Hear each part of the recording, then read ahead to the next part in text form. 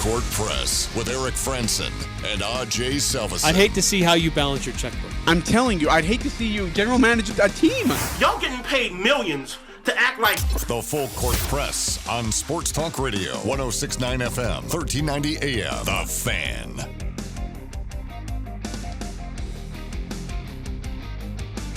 Hi, everybody. Welcome to the Full Court Press. I'm Ajay Salvesen. Here on 106.9 FM, Eric Frandsen will be joining me here in just a few minutes. Happy Wednesday, right? Middle of the week. Is that where we're at? Yeah, middle of the week, Wednesday for everybody. November 3rd. Past the election day stuff. That's kind of nice. I'm not a big politics guy, so yeah. But happy to vote. Happy to have my right to vote. But glad to get through all that. Okay, so a little bit of pulling the veil back just a bit. Eric had to go do interviews at Utah State. I had to run off to another duty for Utah State, and so we were not here for the 5 o'clock hour, which means we pre-recorded the 5 o'clock hour. We're sorry. We really are sorry that we didn't say anything. That's my bad. We apologize. So we got a slew of text that came in, and I want to get through these. It's part of our Gill Mortgage text line, which right now we are live on the Full Court Press, 435-339-0321. Again, 435-339-0321. We are live here on the Full Court Press here on 106.9 The Fan. Some of the texts that came in yesterday, we're talking about the Patriots, obviously. 2603, typical Pats fan. 6789, also not thrilled about my complaints, saying I'd be okay with never again hearing Ajay complain about the most successful 20-year stretch in any sports team history. Thanks. All right, fair enough. I get it. Let's see, 9315. Can Zach lose the starting job after the great play from the backup? Nah, I don't know, dude. It's a second-round pick, a second pick in the draft. Don't know if he'll lose his starting job. Maybe. Who knows? Like, with Robert Saleh and that whole entire staff, you don't know. 1570 texted in last night talking about the Utah Jazz, who, by the way, got a nice win over the Sacramento Kings. Some major numbers put up from their big three. 1570 said, take Rudy off the Jazz and see how valuable he is. Donovan really hasn't played that well. I believe over these first games, Rudy has been more valuable. And last night, he was very valuable. 7994 text in. Eric, you are wrong. The disadvantages for a National League. We were talking about the DH position. And 7994 says the disadvantages for the National League because they usually don't have a quality designated hitter on their roster. No one expects the pitcher to be able to hit. And you know what's crazy? I'm trying to think of the great pitchers who have been able to hit. Like Madison Bumgarner was one of those. Zach Greinke's a good hitter. I'm trying to think of other great pitchers who were able to hit the ball. Like Madison comes to mind. Kerry Wood was an okay hitter. Greg Maddux was not that great. Oh my gosh, your mic is loud, dude. We can hear you. There we go. That's better. Let's just turn that like halfway down. Let's turn it all the way down, actually. Let's see here. On? Shh, quiet, dude. I'm trying to talk. I'm public speaking. Don't public interrupt me. I can't even hear anything. Yeah, that's... because I have to turn my headphones on. That would help. 999... Sorry, like everybody in the hallway was like, hey, I got to ask you this quick question. Okay? Ask me as I'm walking. You weren't really making a hustle for the studio, Eric. Did you see me walking backwards down the hallway? I saw you walking backwards the other way, like backwards going that way. You're like, oh, yeah, let me just leave Ajay there. Hold on. Let me come over to you.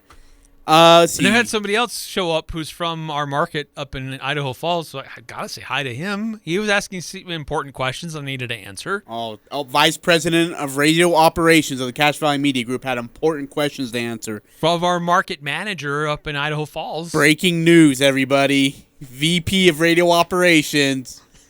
Got stuff to do. 99 For the record, Ajay is the only one in our whole operation who likes to throw that title around. Let's see here. 9995 said Brady played fine. Penalties were bad, which is probably true in that regard. 5338. Registration is now open for my summer jump shooting clinic. Signed Russell Westbrook. Dude, I think the announcing was just as funny as the shot. 0933. Wow. The Broncos are still paying $9 million of the $9.7 million Miller is due this year, so the Rams basically get a good player for nothing. The question is can Von Miller stay healthy? That's the question. If he can stay healthy, that's a great pickup for the Rams for a second and third round pick. Oh, huge. Yeah, huge. 6436. Here you go, Ajay. The Braves win the World Series, and you are going to Hawaii for the USU Bowl game. Or maybe Boise. Okay. Congratulations, Ajay. You can now take a bath tonight without plugging in an electric toaster oven into the... I probably shouldn't have said that. I apologize. But I'm glad that my Braves won. I'm very happy that the Braves won. I actually was like, I didn't know what to do. Like, I'm sitting there, standing up, like, as soon as the ground ball's hit, and I'm like, what are you doing? I clicked on the link that was sent to us in the text. Oh, what is it? Oh, hold on. Let me click on it, too. Some Tom Petty. Oh, it Down is? a Dream. 6436. Thank you. Oh. Yeah. Running down a dream. You know, this was... Big night for the Braves. This could have been an up-and-coming Atlanta. artist that just... it's too bad. If only people would have heard about him sooner, before his untimely death. Oh, be quiet, Eric. You thought he would be a good Super Bowl fit until you found out he passed away. He would be a great Super Bowl fit. 9315. How many times has Ajay been in the building but late for the show? A lot. Oh, yes. Yep. And I'm really busy. Meeting with people. Taking photos with people. That's usually the reason. That's usually the reason. Oh, shoot. Hey, you're Ajay. Can I get my picture with you? Shut up, Eric. Stop it, dude. You're making me feel uncomfortable. Eric, how are you doing today, though? Again, it's a roast Ajay day. It is. This is a day everybody has been waiting for. To just absolutely go ballistic on yours truly. That would be me. So I want to know, what little kid did you go raid his trick-or-treating hall and to pay up for your loss of pick six? Okay. Wow. You would find some kid's bag of No. candy. No. Rifle through it. Oh, yeah, here we go. I owe Eric. You're so ungrateful, man. Those are peanut M&Ms and Snicker bars. That's the last of my candy. It's gone. Snicker bars? No, I said... Stop it. That's such a dad joke. That is so disgusting. That's what I should give you, next time I lose pick six. Are you serious? A bunch of Snicker bars. Hey, those could sell for a high price right now. You can make some big money off of that. So don't you dare go dissing on my candy bars. Hey, so what did you do to celebrate last night? Okay, so honestly, dude, I didn't know what to do. I thought I was gonna lose my mind and jump up and down. I just stood there in shock. We were on the show yesterday, and I had said Max Fried's gonna get blasted. I had said the Braves were gonna lose. You convinced me of that. You manipulated my mind to think that and say that. So I said it. I didn't yes, you did. Anybody. Yes, you did. And Max Fried went out there and had himself a whale of a game. 6 innings, 4 hits, no runs, no walks, 6 strikeouts. He threw 74 pitches. 50 of those were strikes. Eric, they only used 3 pitchers. Fried, Matzik for 2, and Will Smith. They didn't even use the rest of their night shift crew. Yeah, Fried was out of his mind. Oh, my gosh. He gave way more than most people thought he could give. The time he was on the mound, just full control, continued to give one solid inning after another. Give the Atlanta Braves all the credit they deserve, because they deserve a lot. They went up against this great high-powered offense, a team with some big bats that just keep coming at you. In the end, it was the pitching. In their games that they won, it's mostly because they dominated on the mound. Yeah, I would agree. 9315, Ajay, I think, is great at sports. Analysis about Jazz going to Vegas only on a day that don't end in Y. Look, they're still going to Vegas. And not to mention, the MVP of the World Series put on an absolute show in the, 3rd inning, I believe, and he probably set a record for a ball that still hasn't landed yet. There they go, pitch on the way. He attacks and smokes one to deep left. This one's going supersonic. That is out of the ballpark. Whoa! Over the train tracks. It's 3-0 Atlanta. 446 feet is what it was clocked at, but who the fetch knows after it left the stadium. This pitch, this at bat was phenomenal. Okay, and it starts here. After a ball that was low and away, it was a cutter. He then throws another cutter that's just a bit higher than that and strikes the just the edge of the box for a strike. He didn't go back there the rest of the way. He went a four-seam that was upstairs. He went a cutter that was low. Actually, should have been a strike two, by the way. And then he took a slider, strike three. It's not strike three, strike two. That was in the zone, low. And then a four-seam that was low and in. And then the cutter that was like right in his wheelhouse inside, where he could just get a bat around quick enough to hit it. And boy, he got every bit of it too. That was impressive. Yep. Wow. Okay. Yes. Good. That's why we pay the big bucks, Eric. Dansby then added on to it. Dynamite drop in there, Johnny. Dansby then added on to it. Here's the 2-2 pitch. Dansby a rope to deep left field. That one's rising. Kiss it goodbye. A 2-run bomb by Dansby.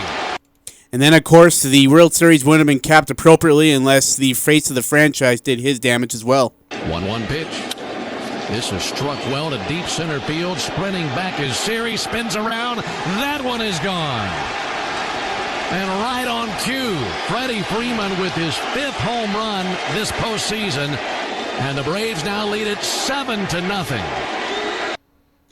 Final score, 7-0. In fact, again, we talked about the impressive pitching performance from Max Fried. I thought their bullpen came in and did the job as well. They were phenomenal.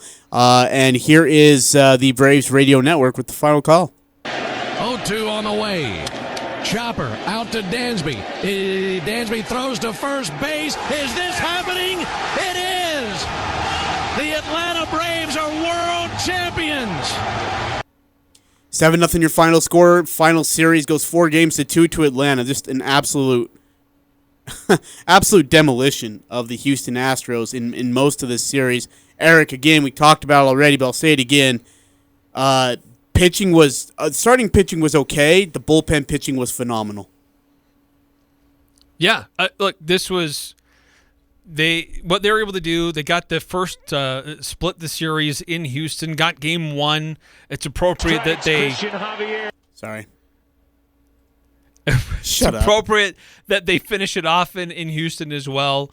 Times where it looked like maybe they might be a little bit out of it, kind of got back into sorts, did enough on the mound despite the injuries that they've had, despite players being out that should have been key players to help them in the postseason, who they weren't able to rely on. Great run by the Atlanta Braves. I love hearing those final calls for a team that hasn't won it in a while, and they just the excitement and the electricity of a franchise winning a national championship, which has been elusive for quite some time. 5452 text in. He says, "You ignored my tweet from last night, but Ajay, I don't think you should celebrate the Braves winning after all your Debbie Downer negative talk on the Full Court Press yesterday. Not one good thing was said about your Braves. They were going to lose and lose big." That's because of Eric. Eric totally manipulated my mind because I was confident coming into the show, and then Eric manipulated my mind so badly that I was like, oh, we're going to get killed. We don't have a shot. That's your fault, Eric. That's not mine. It's funny you think I have that kind of power over you. Well, you're the VP, Eric. 9315. What went wrong? The college football team or the college football rankings. We'll get into that. Yeah. Actually, later in the show. So hold tight there.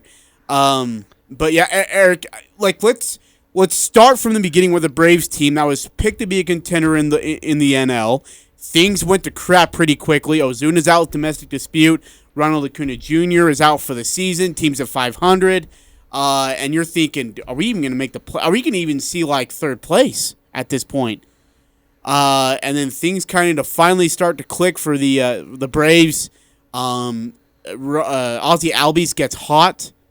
Freddie Freeman turns it on.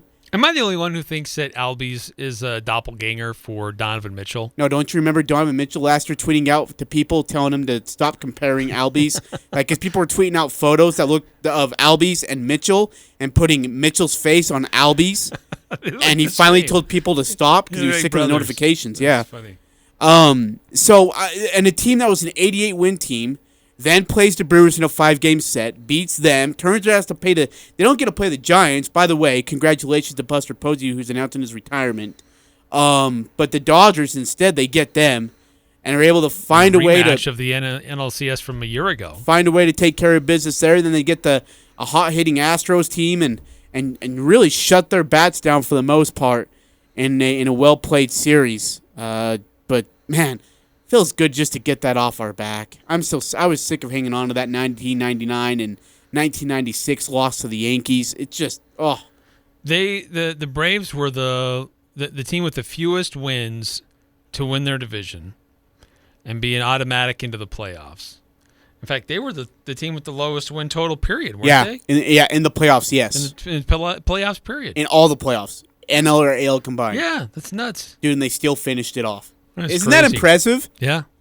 And and by the way, no regular season champions. Their right? best pitcher, Charlie Morton, broke his leg in Game 1. So then they were just like trying to feed through the farm of pitchers and bullpen that they had, get through 2 games, and it was crazy. Like to listen to Brian Snitker yesterday, be like, "Hey, we're in good shape. We're okay. We did what we wanted to. We split a bullpen back-to-back games." And I was like, "Are you serious, dude? You're thrilled about that? We're screwed. We don't have any bullpen left." Max Fried goes 6 innings. Matzik goes 2, and then your best closer, who, by the way, unreal, had not allowed a run all postseason long. He had a 0.00 ERA the whole entire postseason. He's the first pitcher to do that with pitching 6+ innings of baseball in the postseason and have a 0.00 ERA. That is awesome. Will Smith was golden for the Braves. A couple more texts that have come through. This is from 2305. Aggie football. What is the combined win-loss record of the teams that Utah State has defeated? And what is the combined win-loss record of the teams that they lost to? Oh, that's a good one. That's good. We'll do some homework on that. Yeah. That's a good point. We'll bring that up. 9315. How much bandwagon fans were in the radio station today, Eric? Just Ajay or who? Okay. As far as I know, just Ajay. No. I've been a Braves fan since I was a little kid. So I'm not a bandwagon. Though Blake Anderson yesterday, I don't know if he was listening to our show or not, but he's like, "Hey, who's we?" I'm like, "What do you mean?" He goes, "Do you play for Atlanta? Do you coach with Atlanta?" Like, because you said we. No, coach. I'm a fan. Okay, I'm part of Braves Nation. You're part of the fans whole, are part of the team. Are you from yes. Atlanta? No, I'm from India. What are you doing as a Brave? Oh, you know what, coach? Stay out of it. Leave me alone. Yeah. But no, I really haven't heard anyone walking around acting very excited over what happened last night, other than Ajay. That's because there's no Braves fans in the house except for me. Yeah. Eric is like, "Oh, I hate the Braves, but I want the Astros to win, but they're cheaters, but I still want the Astros to beat the Braves." I can't stand the tomahawk chop. Never have. You're a fan of cheaters who play baseball. No, I'm not. You cheered for the Astros last night. I thought the Astros would win. I wasn't cheering for them. Makes me sick. Well, glad we ended your hope. and by the way, so I don't know who I'm more happy for. Freddie Freeman, who's been in the franchise since 2007, played through some really bad years of baseball for the Braves and hung in there with these guys. Or Brian Snitker, who's been in the organization for 45 years. Long time. And, I mean, he's coached a couple times in the majors, was sent back to the minors, hung around there, finally makes it back up, and then wins a world championship. My guy, Teddy Wash, who had the third base coach, who had the heartbreaking World Series loss to the St. Louis Cardinals, finally gets his ring. Matzik, who, I mean, you want to talk about a journeyman. He wasn't playing baseball like 2 years ago, I think, and finds himself back as one of the clutch relief pitchers in this rotation. I mean, there's so many people that just finally got a chance to get the monkey off their back, and I'm so excited. So how much does that solidify the team for next year with, as you talked about, some of the free agents coming up? Well, I hope we can keep Freddie Freeman. Joe Buck.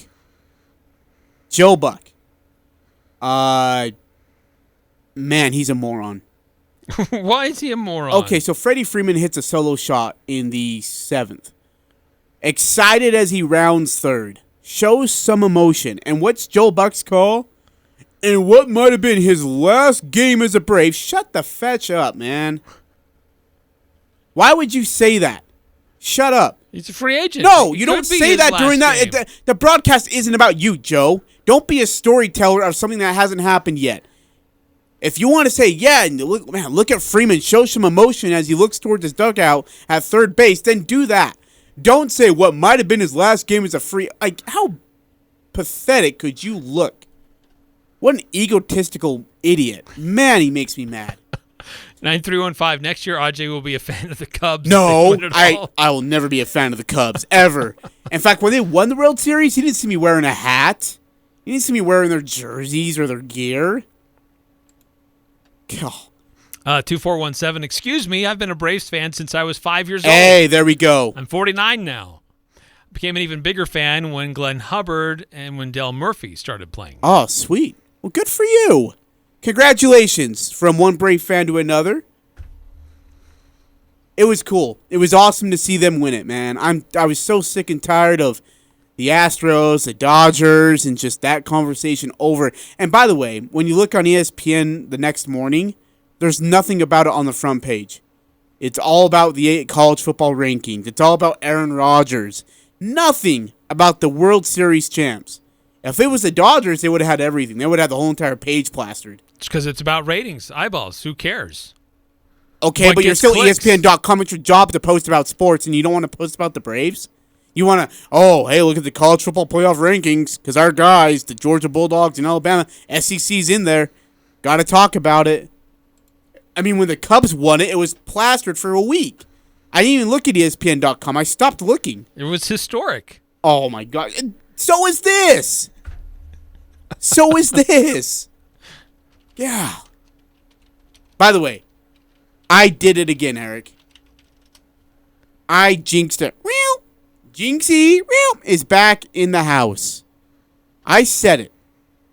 I said they'd get blasted, and they won. I'd say Max Fried would get killed, and he was great. You also said Braves in 6, and that's what they did. I did. So how do you explain that? I was just flat out right. Let's see here. 5879. What went wrong Wednesday? What happened to posting the podcast? Yeah. So that's my fault. So what? Yeah, I haven't posted in like 3 days. I'm surprised you haven't noticed. Oh. Ajay. No, don't. Okay. So, yeah, yesterday was my fault. Sort of. Today, actually, no. Yesterday wasn't entirely my fault. Take that back. My computer has been updating for 2 days, dude. I guess I, somehow installed Windows 11. And then I forgot to push another button. And so then I had to reinstall today. So, 5879, I am so sorry. I will get everything caught up tonight. I promise you. I'll get everything caught up tonight. I got a lot of work. Let's see here. 2417. However, although I have Ajay's back with the Braves, if he spoke to Jazz going to Vegas into existence, I will never have his back again. It's not going to happen. It is. 3 years. Ryan Smith is about the moolah. And the moolah... And he's making moolah. ...is going to come from Vegas. He's making moolah. Sure, but he's going to make a lot more going to Vegas. They have zero basketball history. NBA basketball history. You're right. But I think they would welcome a Vegas team there. You have a mountain of basketball history in Salt Lake City. They had a mountain of basketball history in Seattle, and you saw how that went. Yeah, but there was a bad arena deal. There's not a bad arena deal in Salt Lake. There's not a weird relationship with the local city council and the mayor. Those don't exist. It's not going to happen. They're hosting the All-Star game next year. They're not going to host the All-Star game and then turn around and leave. That's wonderful. I'm just saying that. I mean, I said in 3 years. The not NBA next would year. never let that happen. You don't They think would rather the NBA would they let would a rather team go to the open Vegas? a new market than shut a current one down. A Las Vegas market. They would rather open a new market than shut one down that already has a large fan base. Very loyal fan base. 5879. No worries, guys. Love the show. Just have to listen via podcast outside the broadcast hours. Well, thank you for keeping us honest. Eric, we got to teach you how to upload podcasts, buddy. Yes, okay? actually, that's true. Yes, we do. Let's see here. 9315. Is Ajay too famous to update the thing? Okay. Okay. He was too busy getting his picture Okay, calm down. in his Brave outfit. Heavens gracious. Do you have how much Braves gear do you have? Do you have a jersey? I do. Of whom? Andrew Jones. I didn't bring it in because I knew you would probably vandalize How come it. it isn't on the wall or anything? I didn't bring it in. There's a ton of stuff that I haven't brought in, dude. I mean, you brought your Jazz stuff in. Because do we I cover got the Cubs stuff hanging up. Do we cover the Jazz? Yeah? Do we Okay. cover the Cubs? You do. When they're good. We got to hang those posters I mean, up. why do we have Kobe Bryant on the wall? Why do we have 'Cause he died. Muhammad Ali on the wall? Because he died. Why do we have Michael Jordan on the wall? Because he's the greatest ever. Okay. You don't want the greatest ever on the wall? I'm just Oh, well, I'm just wondering. Well, are we the second greatest ever? selective, kind of pick and choose. What are you talking about? Okay, well, you know what? Why don't you bring your high school jersey in and we'll put it up there. Is that going to make you feel better? Muhammad Ali, greatest boxer ever. Kobe Bryant, second greatest player ever, and he died. Michael Jordan's the greatest player ever. LeBron James, high school jersey. That's sick. Heath Ledger, greatest Joker ever. What's the big deal? Because, of course, the Joker makes total sense in here. I love that poster. It's so cool. Every time we bring clients in here to record, that's the first thing they look at. Like, oh, who's that?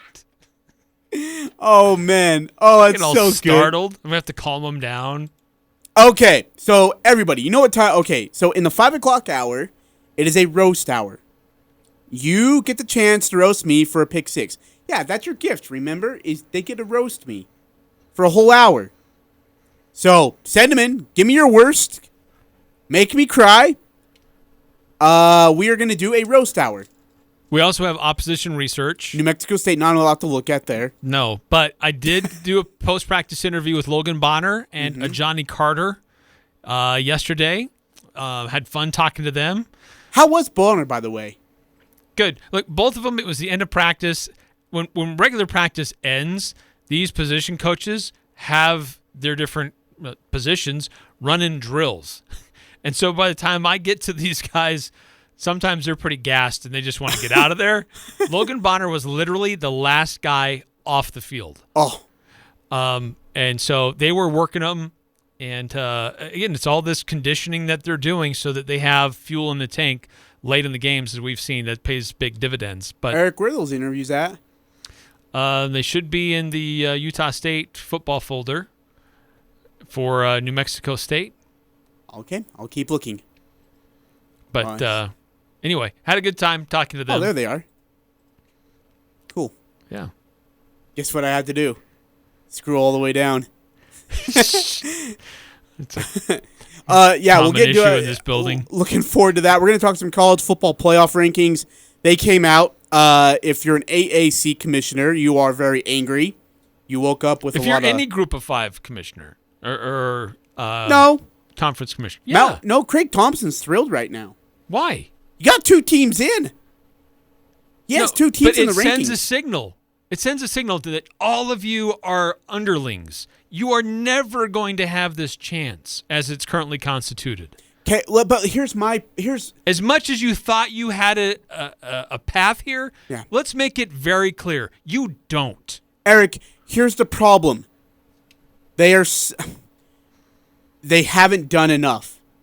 They haven't done enough. What else The did they teams do? in front of them have done more and will do They more. went to They went to Notre Dame and their place and beat them. You're right. They a did. top 10 team. You're right. They did. Better resume than some of the other teams that are on there. In front of them? Yes. No. No. Unfortunately, it's not. Because I was with you at first. I was angry. And then I said, let's go do some research, and it...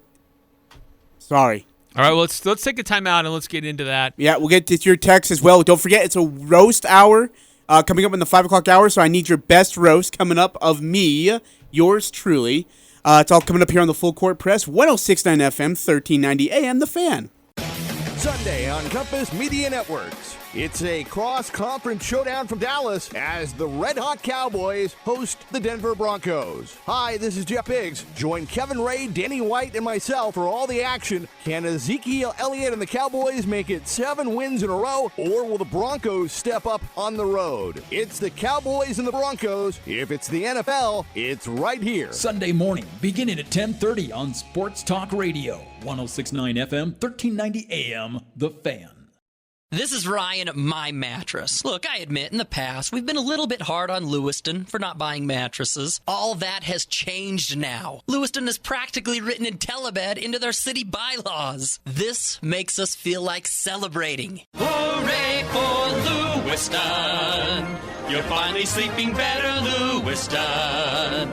We thought that you were all insomniacs. Now we can relax. Good job, Lewiston.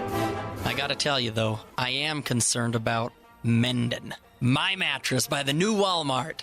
West Point Dairy Products at Hiram is hiring. West Point Dairy Products has been manufacturing high-quality butter for over 25 years in Cache Valley. They're currently expanding and want you on their growing team. West Point Dairy Products offers competitive wages for entry-level positions starting at $18 per hour, full benefit packages, double time on Sundays, a $2,000 sign-on bonus, and tremendous opportunities for growth. For immediate consideration, call Express Employment Professionals at 435-213-9595. Hi, this is Bob Larson with LSS Insurance. Are you confused by TV commercials telling you all that you're missing from your Medicare coverage? These national ads are offered by people you will never hear from again and are only interested in selling you something. Let us answer your questions and show you in detail your Medicare options. We're your local agent, here to help throughout the year. Please call 752-9493. Why not take advantage of every benefit available? Come see us or call 752-9493. This is Nate Lamson with Valley Office Systems. Did you know that Valley Office Systems is a local company with Utah ownership, and we are debt-free with 47 years of industry experience? Valley remains your safe and smart choice for document solutions and all things office. Visit valleyofficesystems.com. The Aggies are #1 here. The Full Court Press. Connect with us on Facebook, Twitter, and online at 1069thefan.com.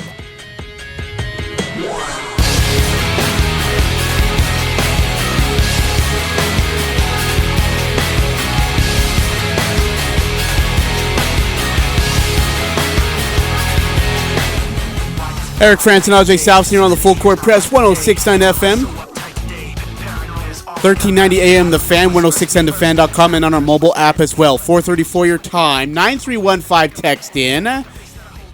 Why do we have to wait till the second hour to roast Ajay? Well, because that's what I've said. And I'm in charge of the roast day. I'm hosting it. This will be airing on Comedy Central. Okay, no it won't. But it should. No, it should only be here. It's an exclusive. It's an exclusive special roast. You have to pay to 9315. They're blowing out teams. Ajay, what more is need? And they beat a top 10 team by 11. 9315 is talking about the college football playoff rankings. 2947 text in. Ajay, you have good takes, and your controversial ones just help the ratings. Don't listen to the haters. You know what? I appreciate your awesome support, 2947. That's very kind of you, but today, I'm going to do it. I am ready to get hurt again, kids. You're ready to be vulnerable. I'm ready putting to be yourself out there. Let's see, 4781. We have to wait to roast Ajay because he is busy collecting enough tissues beforehand. Okay.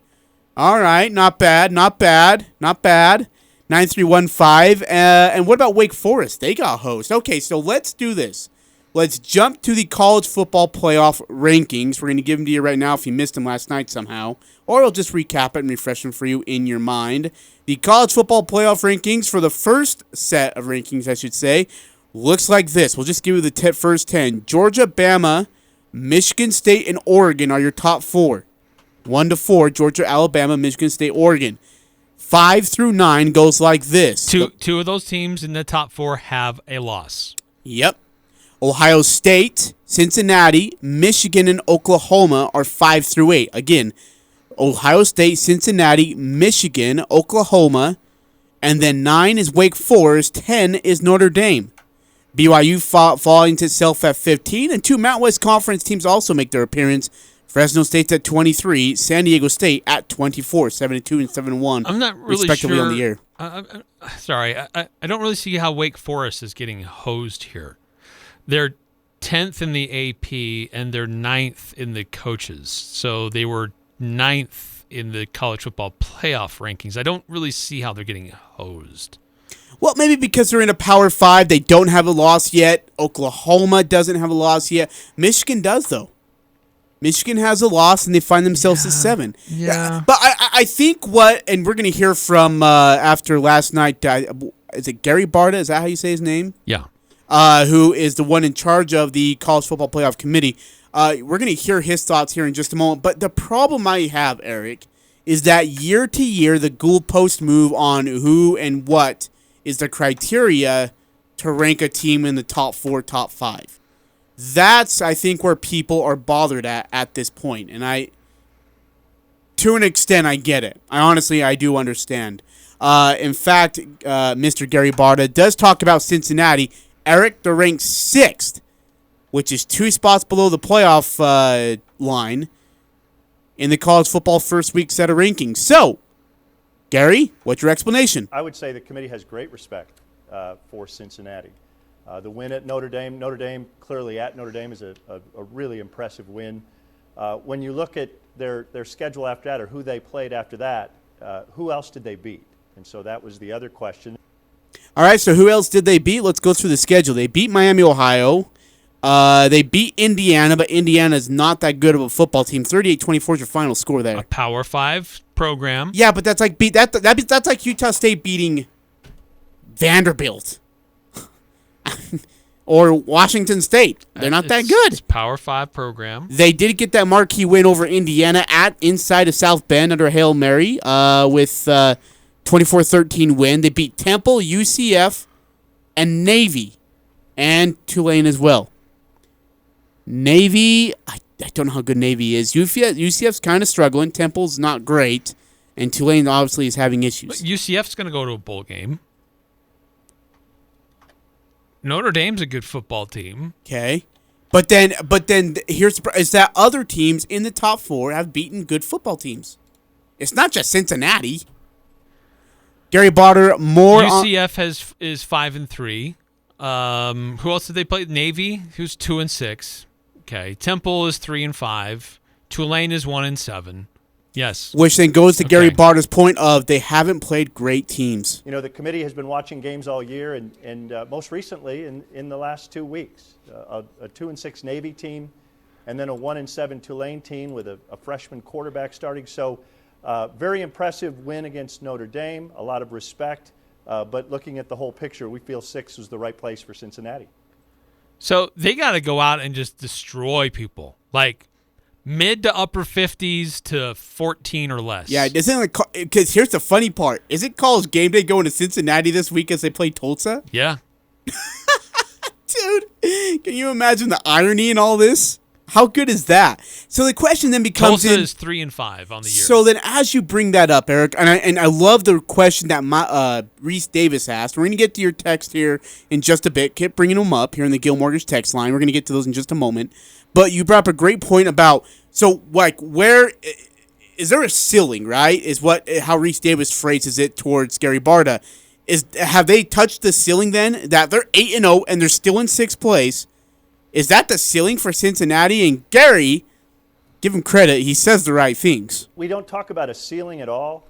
Again, we look at what's happened so far. We don't project ahead. I think most everybody knows that. We look at what's happened so far, and Cincinnati earned their way to the number 6 spot with that big win, being undefeated, and with that big win at Notre Dame. But we haven't talked at all about a ceiling, so I really am not. I'm not ready to say there's a ceiling.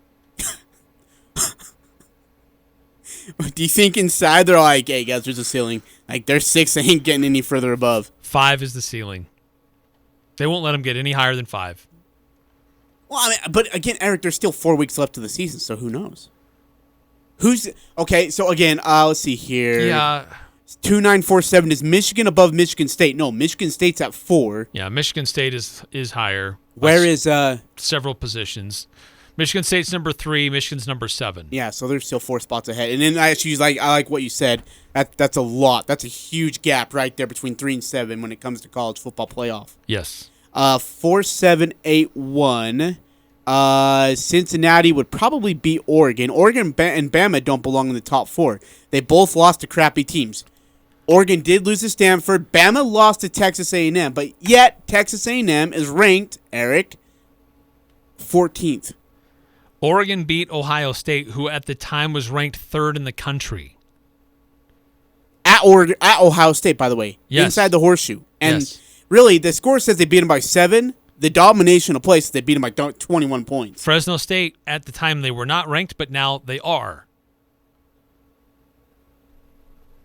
So, Oregon bothers me some. I mean, their record and the teams that they've played and their collective records aren't that much different than what Cincinnati's done. Yeah. Let's see here. 8420, text into the Gil Mortgage text line. It's difficult to roast a guy who is right 95% of the time. You rock, Ajay. Thank you. Appreciate that. He also says Michigan's only loss was at East Lansing. Hello? Yeah, see, and that's the thing is, Eric, Michigan lost to a team that is now 3rd.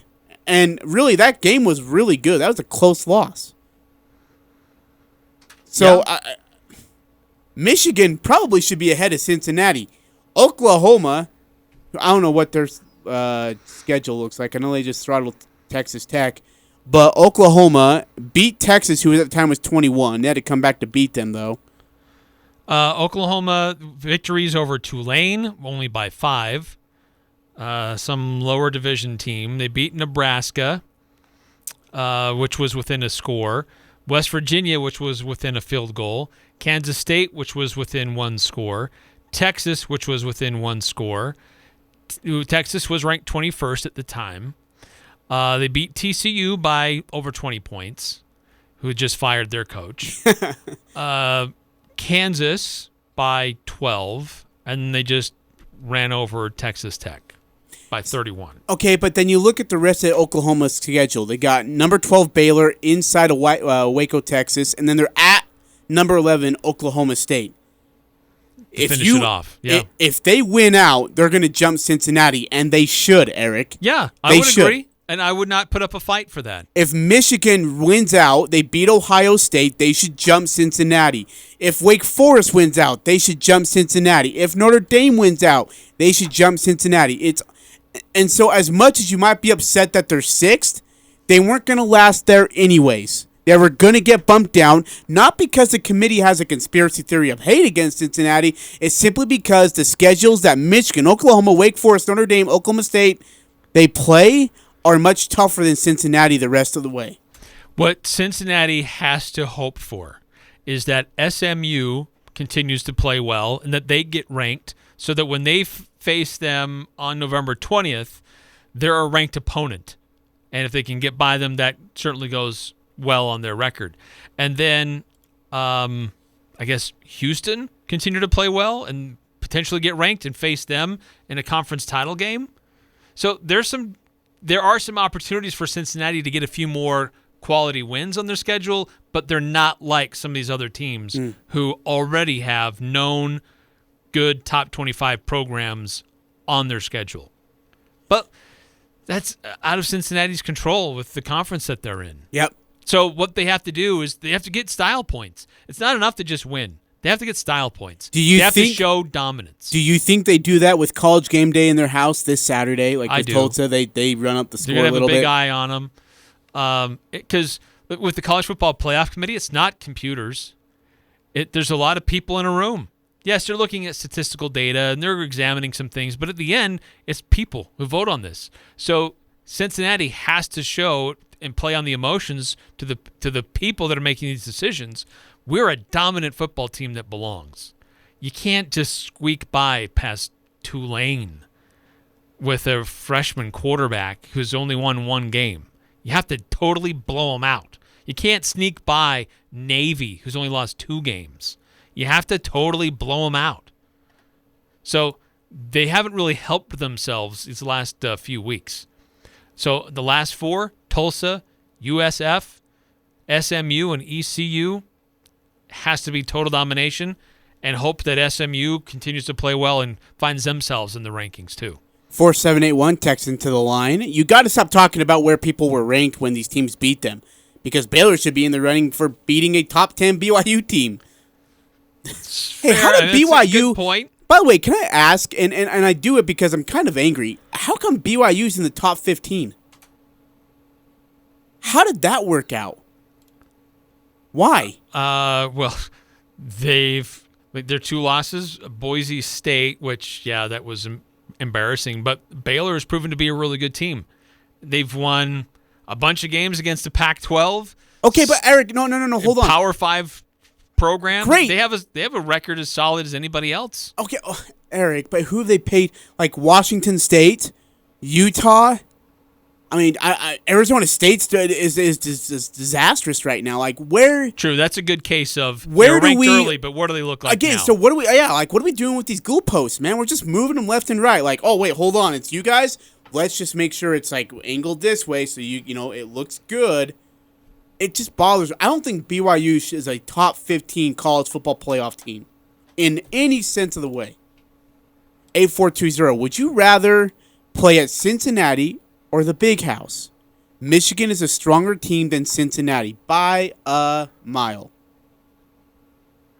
I like Luke Fickell as a coach. I just don't think his team could handle Michigan. Really? They went and handled Notre Dame in their place. Okay. Why are we selling them so short? Why are we giving so much credit to Cincinnati for beating, like... Look what they've done. Are we going to... So we're going to look at all the ranked teams that have lost to another team and say, wait, hold on. That team that beat them, they could beat anybody. They could play with anybody in the country. That's how we're doing this? They went to a stadium that had 100,000 people and beat Notre Dame, who was a top 10 team. Currently is still a top 10 team. Hey. Flies against some of the other stuff we talked about earlier. Boise State could go out there and beat Oregon. And they could beat Michigan State. They beat BYU, they could beat Michigan State. Is that how you play that game? No, that's not how you play that game. That's what we're just doing. No, we're not. Yeah, we are. 2197. Notre Dame is overrated. They should have lost to freaking Toledo, which actually isn't fault. Brian Kelly got lucky with that one. Yes. But again, you mentioned moving the goalposts. I agree, but you mentioned it earlier, and I don't want to leave it out and make sure we continue to drive it home.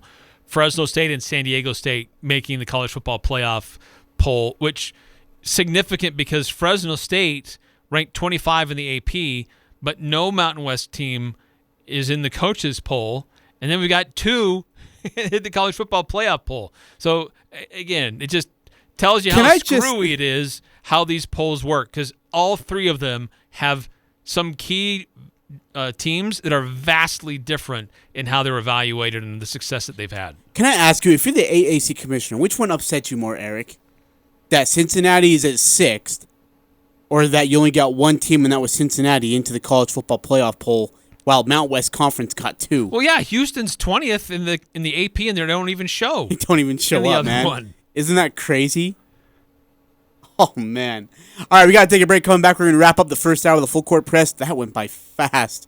We got our Opponent Research Wednesday. It's our roast hour with me. We got to talk Jazz Kings. I'm telling you, the Kings give those Jazz an issue all the time. But Big 3 had a big game last night, which was phenomenal to watch. Great guard play. Absolutely. We'll get to that and much, much more here on the Full Court Press. 106.9 The Fan. Jim Bridger here. Of course I've got skis and boots, the best leather boots and Aspen skis a Pelt can buy. Don't ski on old equipment. Al Sporting Goods has new ski and board equipment that you can rent for the entire season. Pick them up now and bring them back in May. Youth ski or snowboard rental only $89. Adult ski or snowboard rentals only $109. And right now with every season ski rental, receive a free pass to Cherry Peak Resort. Don't wait. $89 and $109 ski season rental prices end soon. New ski equipment at Al's. Yeah, I heard you. I'm old, not stupid. I'm on my way. Fall is in the air and it's getting colder. Make sure your vehicle is well maintained. This is Dustin with Valvoline and Snow Change in Logan across from Angie's. As the weather turns colder, your car might need a little more attention, and an oil change is easy. We'll change your oil and also check other fluid levels and replace your air filters if needed. The best thing? You can stay in your car while our trained pros service your vehicle. Valvoline and Snow Oil Change, 695 North Main. Don't mind the construction out front. We are still open and ready to serve you. This is Bruce Rigby from Cache Valley Bank. People come to me all the time and say, wow, Cache Valley Bank is growing. We are growing and providing banking services to many communities in Utah and particularly here in Cache Valley. Cache Valley Bank is actively involved in our communities with local people who can make decisions quickly and professionally. We're a community bank and Cache Valley is important to us. Cache Valley Bank, growing, expanding, and proud to have our roots firmly planted in Cache Valley. Cache Valley Bank, member FDIC. Colonel? Good morning, sir. I see you found a way to keep our cannon out of the mud. Pavers, sir. As a mason, I used to lay them for courtyards and patios. Brilliant. Thank you. They hold up beautifully no matter how punishing the conditions. I can see that. Say, after the war, think you'd be available to pave my patio at Mount Vernon? Stone pavers from Castellite really catch your eye. Do it yourself with the expert help at Castellite. For all your brick, block, rock, paver, and tile needs, go where the pros go. Castellite.com. Not sure what to give for a holiday gift? How about a gift card to Beehive Pub and Grill? Receive a free gelato with a $25 gift card purchase or a free burger or sandwich of your choice with a $50 gift card purchase. Your friends will love you even more when they receive their Beehive gift card. Corporate promotions are also available. Open 11 to 9 weekdays and 11 to 10 Friday and Saturday. Beehive Pub and Grill is perfect for the holidays. Used tires only $25. Express Auto and Tire is selling every size, every name brand, and every snow tire for only $25. Looking for something a bit newer? Express Auto and Tire can save you hundreds on new name brand tires. Expect the same name brands, only hundreds less. $25 used tires or new tires, saving you hundreds. Stop at Express Auto and Tire for every option on every tire. Visit Express Auto at 3200 North Main, Hyde Park. This is James Stevens with White Pine Funeral Services. We often hear people say, I wish I could use White Pine, but I've already paid for arrangements elsewhere. Know that if you've already pre-planned with a different funeral home, you can still call White Pine. If you are being told you'll lose up to 25% of your money, White Pine will provide a discount equal to any fee for switching. If you have any questions, please stop by for a visit or give us a call. We would love to meet you and explain in more detail. White Pine Funeral Services, here when you need us most. The holidays bring family, friends, and parties and more. How important is it to you to know that your house is sparkling clean this holiday season? Trust ChemDry of Northern Utah's hot carbonated extraction process to ensure your home is the cleanest, healthiest environment for your family gatherings this season. From carpets to hardwood floors to furniture and even granite countertops for baking. This is Daryl with Northern Utah ChemDry. Call us for some amazing holiday deals and happy Thanksgiving. ChemDry of Northern Utah. ChemDry of Northern Utah. 435-752-6100. Interviews, analysis, and a little bit of fun mixed in. The Full Court Press on Sports Talk Radio, 106.9 FM, 1390 AM. The Fan.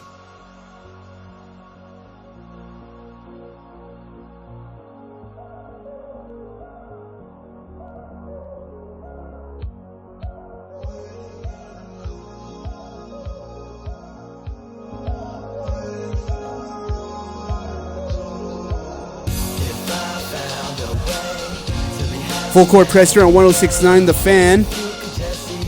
Hey, you looking for the best prices? Go to Napa Auto Parts to get your car taken care of. You can find things such as a heavy-duty Napa 15W 40 engine oil at $12.49 a gallon. LED garage tri-light bowl for $20. Shut up, Eric. I haven't said a word. You can find this kind of great stuff at any of your 5 locally owned Preston and Providence Napa Autoport store. Go there and they'll take care of you. Full court press here. Okay, I just got thrown off here. We're going to talk some Jazz basketball. 2197, by the way. Florida State, speaking of Notre Dame. Yeah, good point. Close one. 9315. Does it move the needle if they have more teams that can make the playoffs, like 6 or 8 teams for G5 that are undefeated? Probably. It helps. It makes a big difference. Yeah. Doesn't guarantee them, though. No. I mean, it provides more opportunity for the power conferences to send multiple teams from their conference, but it does provide a better path for a G5 school to get there. Because outside of Cincinnati, I mean, what's the next highest rated team? That's a non-Power 5. BYU at 15. And then after that, it's Fresno State at 23. Not a lot of love there for G5 schools. None at all. 4781. It's not hard to roast Ajay, the guy that doesn't even know who sings Freebird. Who sings Freebird again? Help me, Eric. Is it that Free Falling song? No. Who is Freebird again? Help me. Why? You know, I'm asking to be educated in the music industry, and you won't even help me do that. It's crap like this, Eric. All right. Playing music with Tom Petty right now.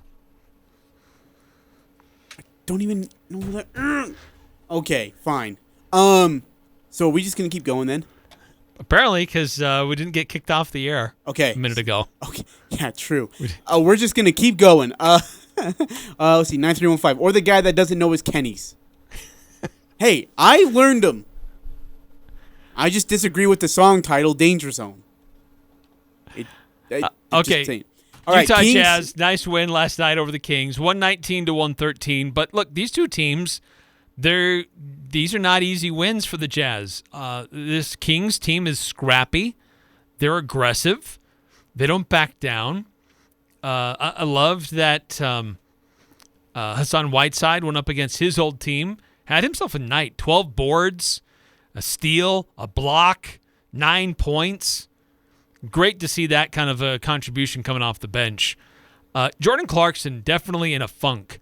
The guy has not shot the ball well for the last 3 games? Yeah. 0 for 11 from 3 last night.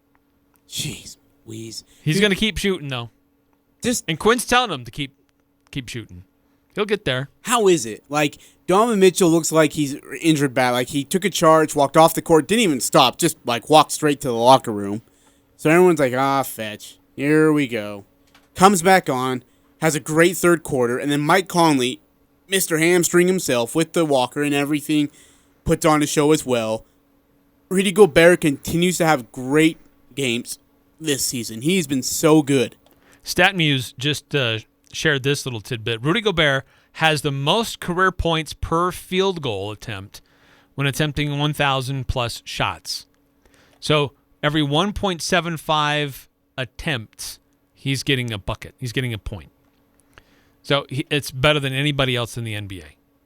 Ever. Hey, and the way he's changing the game, too, is just so amazing. Like, that's what's so phenomenal, is the way he's changing the basketball game. He's approaching. Yeah. Oh, yeah. Absolutely.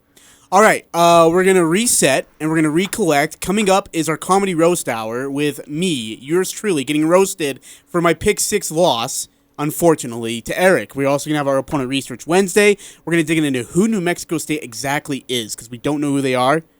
Yeah, and some interviews with Logan Bonner and Johnny Carter here on 1390, 106.9 FM, The Fan, KLGN.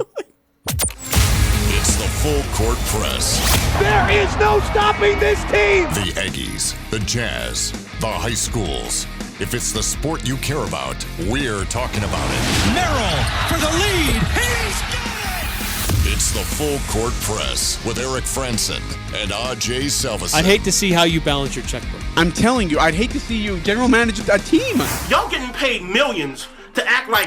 The Full Court Press on Sports Talk Radio, 106.9 FM, 1390 AM. The Fan.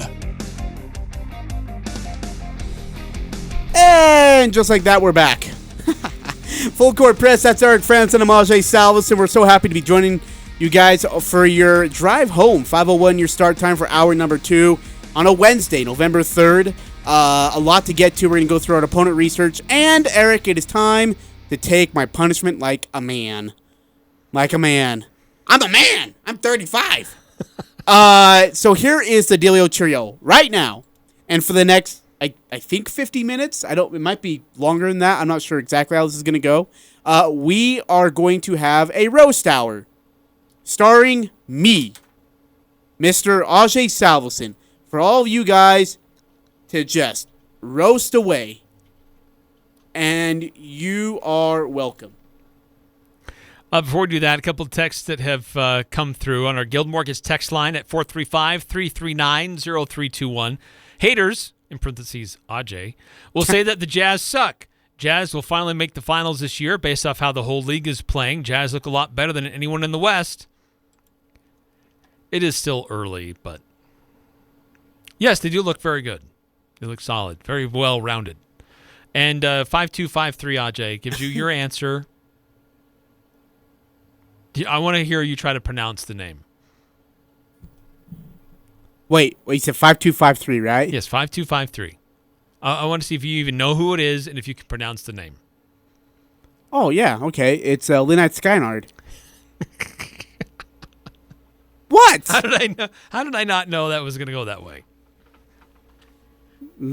Leonard Skinner. Skynard. What? Leonard Skinner. Leonard Skinnard? Yes. That's not how you spell Skinner. So either 5253 spelled it wrong or you just pronounced it wrong. And I don't think 5253 is a bad speller.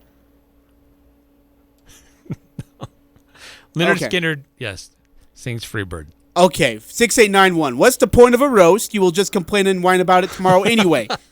I will not complain. This is a roast. This is part of my Pick 6 punishment. I think that is a roast right there. Oh. He's roasting you. Oh, that's a good roast. 4474 says, Ajay gets butt jealous of his mouth because of all the crap that comes out of it.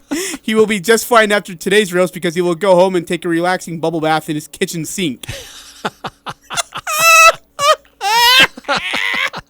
Good. I love it.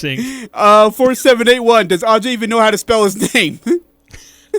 I actually put AJ on everything now because people are like, Ajay? Ajay, are you here? Says The J's not. Everybody, man. Everybody's like, Ajay? Is Ajay here? And I just sit there and I wait for them to sell you. Why don't you just say juice? I should just put juice. Well, no, I can't because then they're like, why not? Because some guy nicknamed Juice killed his beautiful wife and her best friend. I can't do Juice. That was 25 years ago. Yeah, but guess what? Do you know what? There's a lot of things that were appropriate 25 years ago that aren't appropriate to say now. Am I right? Mm-hmm. Yeah. Yes. True. Okay. Well, I love it so far. Give it to me. Roast hour. You get to roast me for a whole entire hour until this show concludes, which I hope it concludes because I don't know if it will at some point. Fingers crossed. 435-339-0321 to roast me. 435-339-0321. Let's hear it. 4781. Ajay, has your hairline receded yet? I don't think it has. I don't think so. Doesn't look like it. You're not losing hair on top. You're gaining it in other places, like coming out of your forehead. Out of your ears. Okay, no, that story that I told yesterday is true, Eric. I do have a blonde hair coming out of my forehead.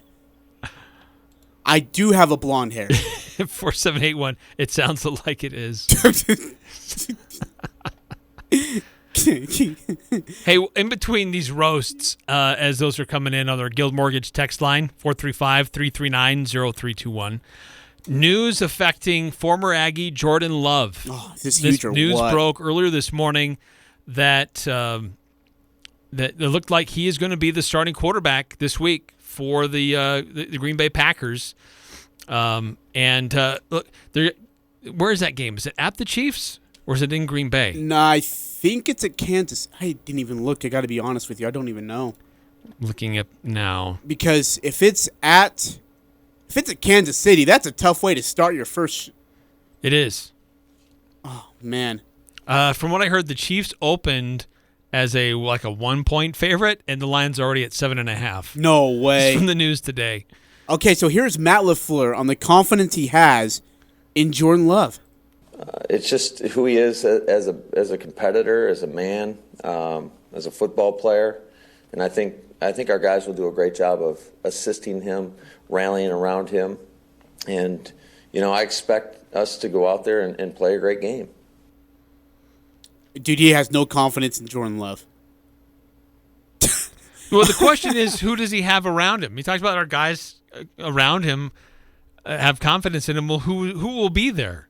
Because there's other guys that have been out for COVID protocols or injuries. Like, do we even know who's going to be available? I don't. If Devontae Adams is healthy, he might have a chance. Okay. But if he's out, I don't know. Okay, and that's a great point you bring up, Eric. How do we, as a media, how should we judge Love on this start? He's had time to practice. He's got reps. He's been in preseason. If he has a bad performance, do we kill him for that? Do we go out and blast him for that? Or do we say, hey, look, it's his first start. Maybe it's a couple guys out. It's in Kansas City on the road. How do we handle his if he were to not have a great game? Because he's been there in Green Bay, having full access to their training, their analytics, their personal coaching, their advanced, opportunities to learn the playbook for a full year and a half. He hasn't had a lot of live reps in games. True. But it's time to see what Jordan Love really is all about at the NFL level. So I'm really genuinely curious. Will he be able to go in there and hold his own? Will he be a total bust? Is he going to go out and outperform Patrick Mahomes? I don't know that he's either of those latter two. I think he's more likely to go in there and hold his own. Yeah. If given the three choices, I would put that as number one. Have about a mile wide gap, and then number 2 looking like a flop, and then number 3 outperforming Patrick Mahomes after that. So the Packers having more problems than just having a new starting quarterback being like their second-year guy.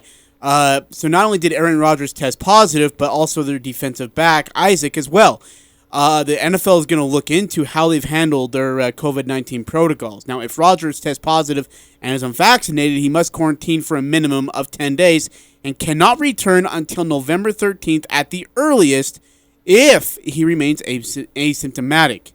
Now, according to ESPN.com, Rodgers had alternate treatment prior to the start of training camp and told ESPN that he had then petitioned the NFL for that treatment to allow him to be considered the same as someone who received one of the approved vaccinations. There was a lengthy back and forth with the league. The players' union was involved, and an infectious disease consultant approved by both parties heard Rodgers' case for an exemption and ruled that he would not get the same consideration and would be considered unvaccinated. Now, sources have said that Rodgers, following masking protocols while interacting with players and coaches inside the team headquarters at Lambeau Field. However, Rodgers does not wear a mask while in the media auditorium during his weekly and post-game news conferences, and the Packers have put other unvaccinated players on Zoom instead of in-person media sessions. There's COVID going around that locker room. This could be an issue. It's a problem. Bigger than just Rodgers. Yeah. Yep, absolutely. And according to the NFL spokesman Brian McCarthy, he said in a statement, failure to properly enforce the protocols that which has resulted in discipline being assessed against individual clubs in the past. So they may be in trouble here after they do some investigating of what's going on over there in Green Bay, but not good for the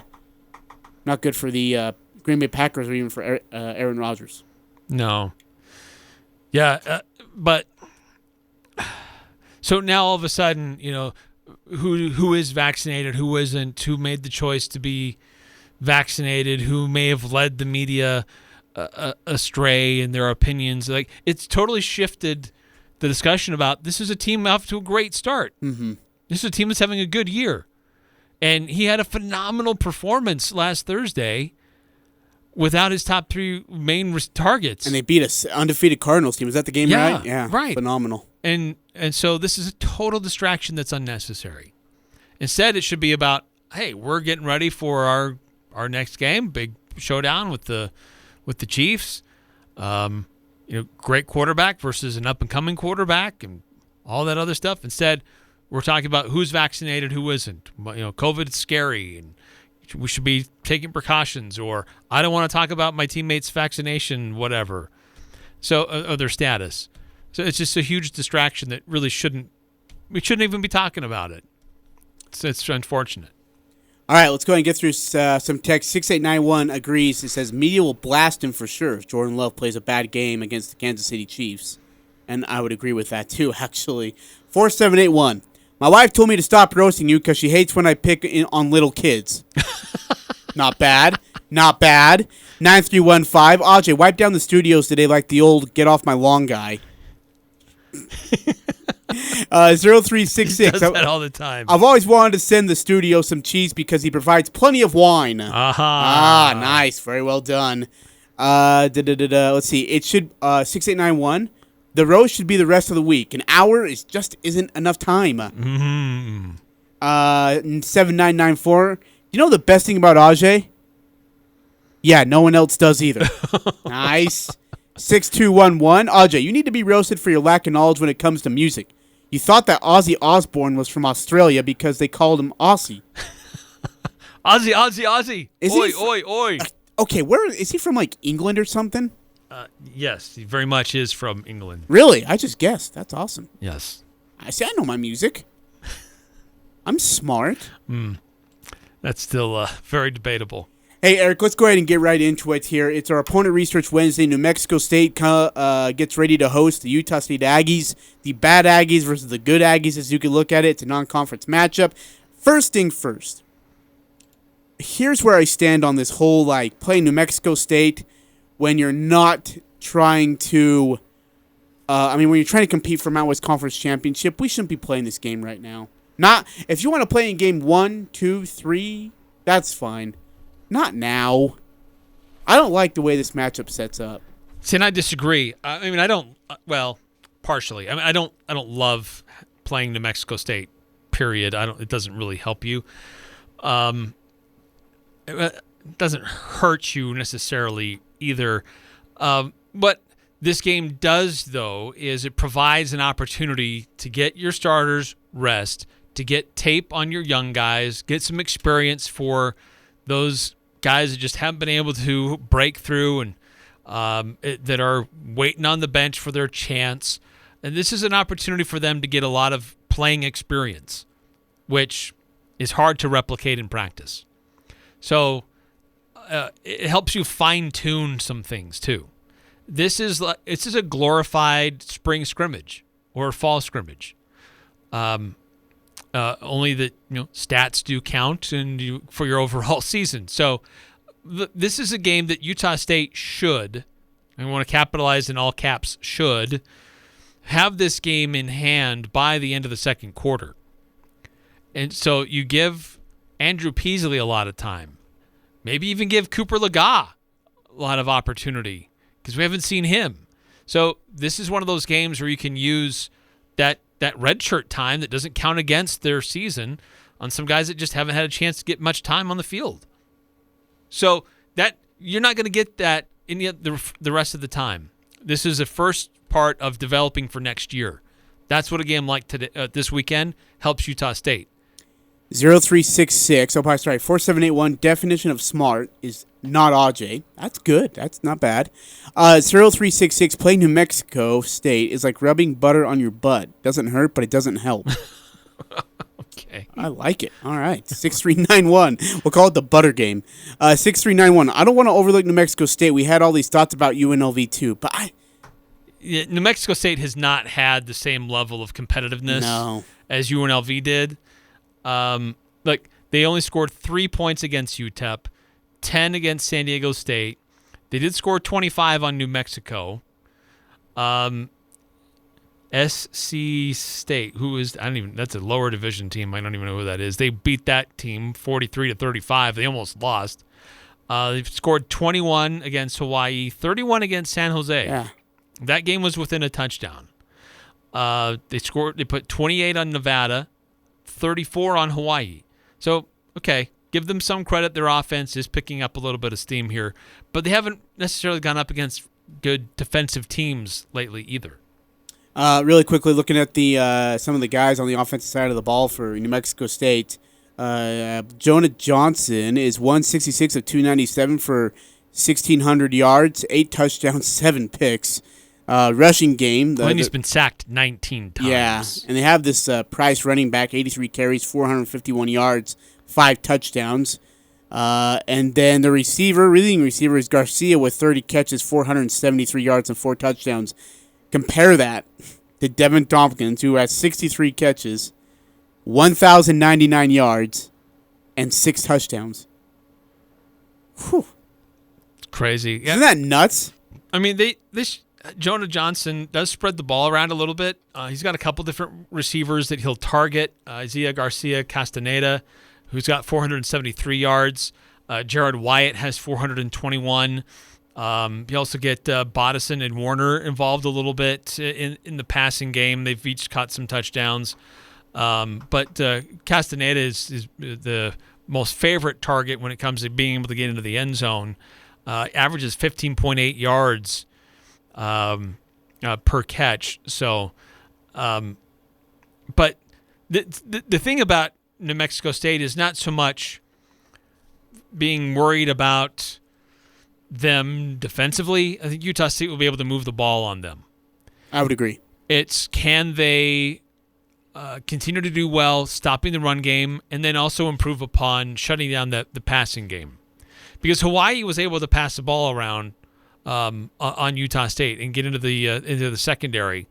But this New Mexico State team, they don't have the same level of talented wide receivers, if you even want to call them that, from Hawaii. Really quickly, let's go to a couple of comments from Blake Anderson. We'll start with the offense since we've been talking about that in New Mexico State. Here's Coach Anderson on what he thinks of them. He just has always done a very good job of making you defend every skilled player. He is willing to run the ball, but he's a get 5 guys out, empty sets, post over swing. I mean, he just does a really good job schematically of utilizing his talent and making it where you have to defend the whole field. Protectionally, at times they struggle, but they make enough plays and slow you down in enough different ways that I think he does a really good job with the talent level that he has. And you've got to be sound. You've got to be sound, and you've got to rush the passer well and make the quarterback uncomfortable, or they'll light you up. He was talking about the offensive coordinator there and just kind of how he runs his offensive system. Like it's like they're a 1-7 football team, but their numbers actually don't look that horrible. They're not like anything mind blowing, but it doesn't look like a 1-7 football team. That's the weird part, Eric. Well, I mean, their offensive performance over the last 3 games has certainly seen an uptick from where they were earlier in the year. So, yeah, they can spread the ball around, and they've got some skill position players that they're going to try to get the ball out to, but it's not anything better than what the Aggies have already seen.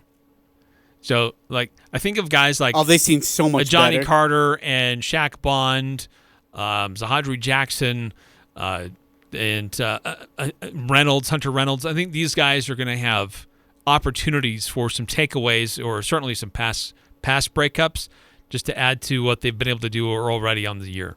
6391 says the Aggies by 21. By the way, line right now sits at 17.5. So I would take the over happily in this one. 8003 roasting Ajay. I will not participate in these shenanigans, even though he is a Braves fan. Everyone has their flaws.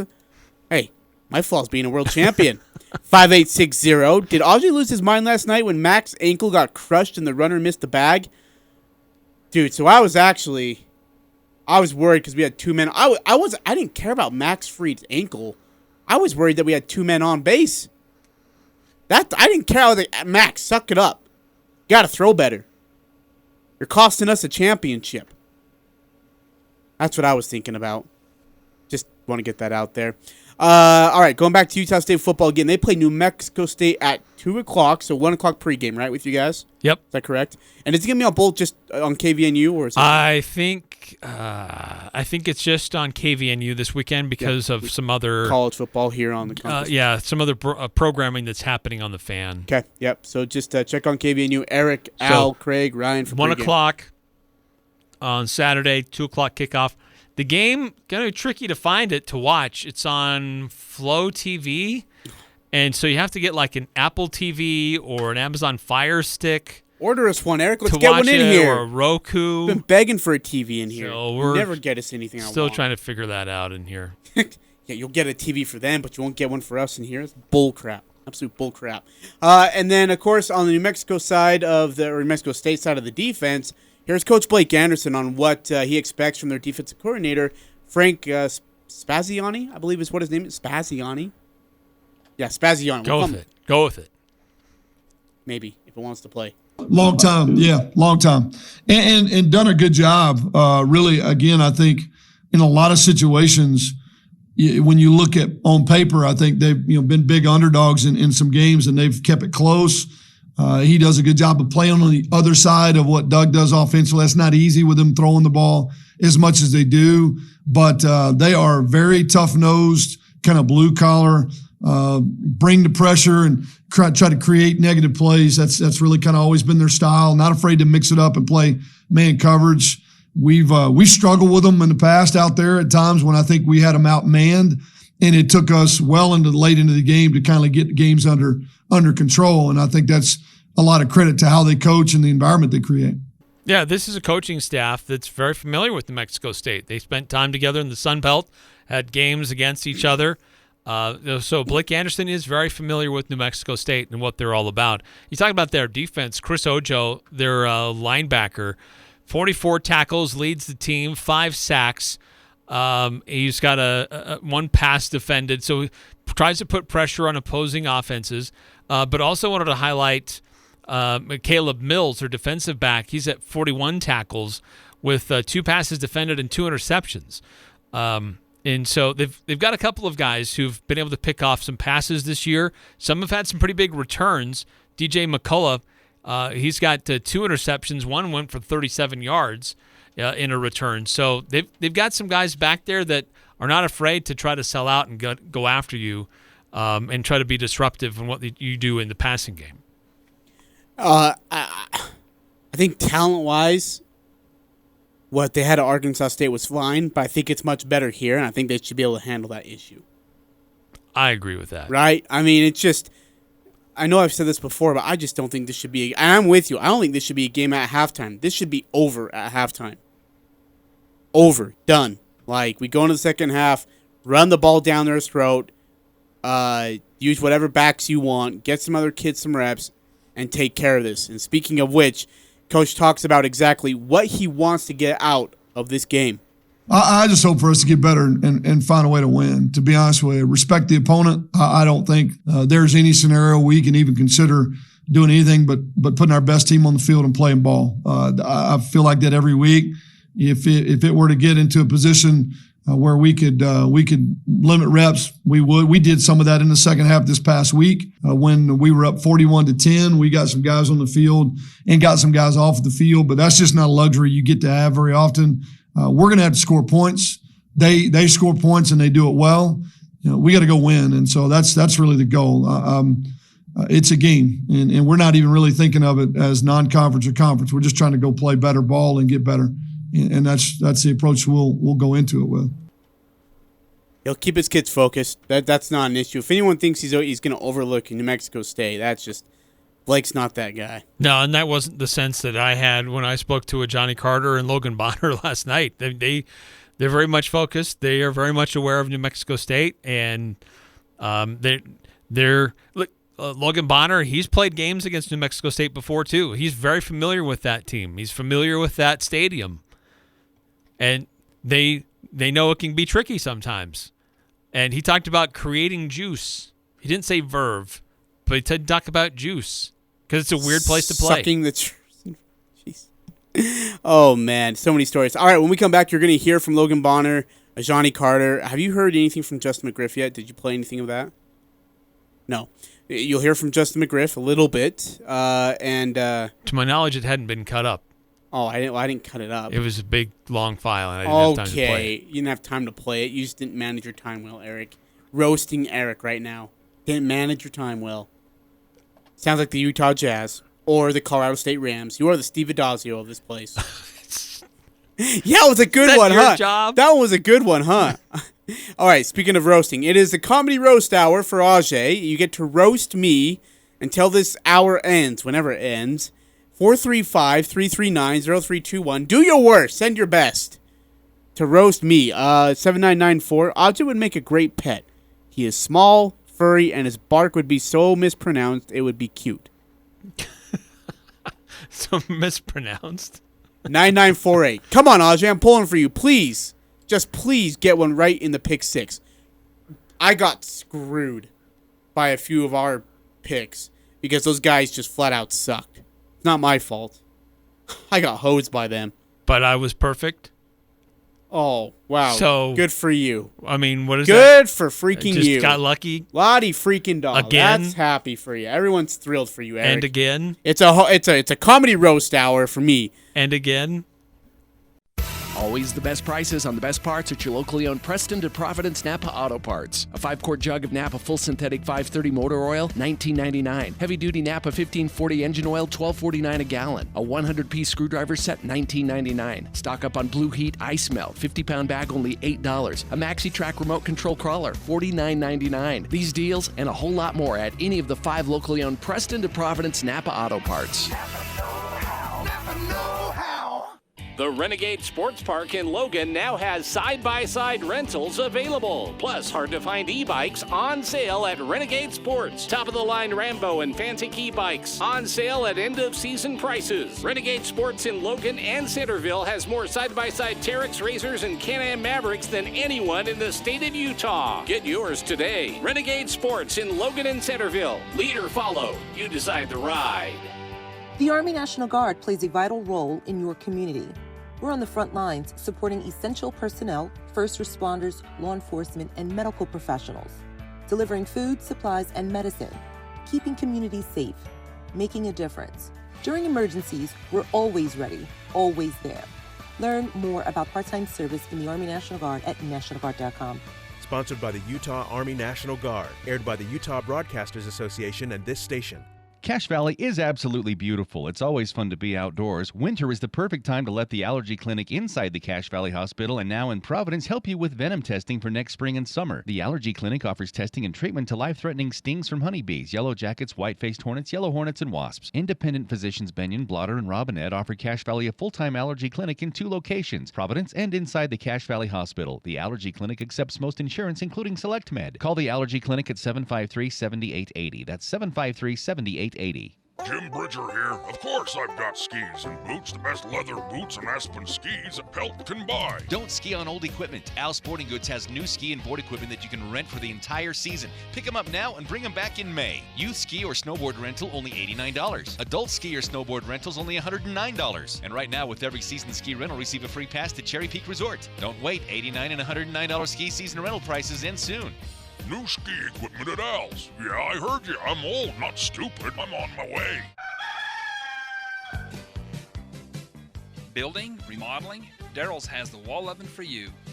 This is Jay from Daryl's Appliance. We have a great selection of single and double Whirlpool wall ovens in stock right now. Whirlpool wall ovens help you manage mealtime for the whole family. That's at Daryl's, where service always comes first. Daryl's West on Airport Road. See Daryl's Appliance in beautiful downtown Benson. If you're thinking about getting engaged this holiday season, S.E. Needham Jewelers is the place to shop for your diamond engagement ring. S.E. Needham's has the largest selection of wedding rings in the area, including hundreds of styles in platinum, white gold, and yellow gold. We import diamonds direct from Antwerp, Belgium, which enables us to guarantee the best price on diamonds. We also offer the most complete warranty and services of any store in the state. Monday through Saturday, 10 to 7, where Utah gets engaged. S.E. Needham Jewelers, middle of the block, at the sign of the clock. It doesn't matter who you root for. The Full Court Press has all the high school sports covered. The Full Court Press. Connect with us on Facebook, Twitter, and online at 1069thefan.com.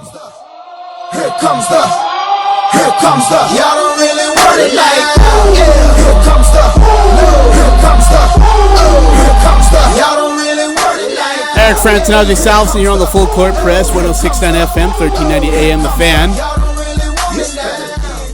It is a roast hour. This is where Ajay gets to take his punishment for the pick six, even though I gave Eric candy. He was ungrateful for it. I was grateful for it. I just questioned where it came from and how you became in possession of it. What small child did you beat up? I didn't beat up anybody. That's been in my drawer for 6 months. Halloween candy. Oh, you're so ungrateful. That's unreal. You make me sick, Eric. All right. It is a comedy roast hour. So text in 435-339-0321 to text in your best roast. All right. 6211. Are you guys going to do your Who Said It bit? Oh. Actor, athlete, coach. You know I need what? to hear the kazoo music that precedes it. Just because you want to hear it, we're going to play it for you. We'll get that going for you, my man. Yeah. All right, as you look that up, 9948. Ajay just picked the same as Eric. Maybe you guys can do a point system like soccer. Okay, so I've done that. If you win, you get 3 points. If you tie, you get 1. Then you might actually get the chance of getting some kind of a result. No, I've done that, and then Eric gets angry.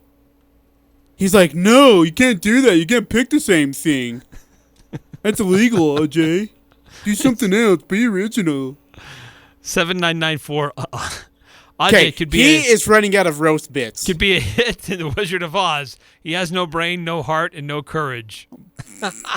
Okay, 7994 has been suspended.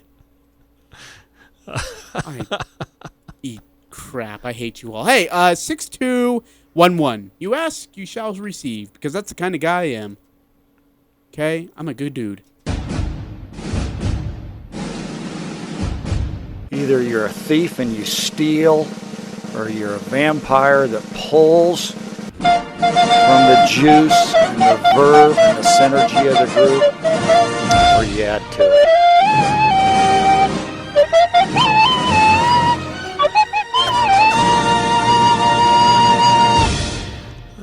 It doesn't get old. I could just see Cody the intern, well, former intern, not any longer. I could just see him, like, playing that recorder thing into the mic. And adding guys it are in gonna a love sound. this. Oh my gosh. Oh, 6211. You are so welcome. That was such a thank you for actually helping us remember to do that. 4781. Ajay is more like a Oompa Loompa from Willy Wonka. Okay. You know, that's not the first time I've been called that. Probably won't be the last. 9948. Ajay, maybe you could call Tom Petty for some help. Oh, you know what? I'm heartbroken about that death, and I'm still trying to overcome it. I'm serious, dude. I thought the guy was a young up-and-coming artist. I had no idea. Just no recently clue. broke out onto the scene. Oh, shut up, Eric. You suggested he should be good for the Super Bowl. He would make a great Super Bowl So act. go eat a moldy corn dog. 4474. Ajay's proof that gene pools should have lifeguards.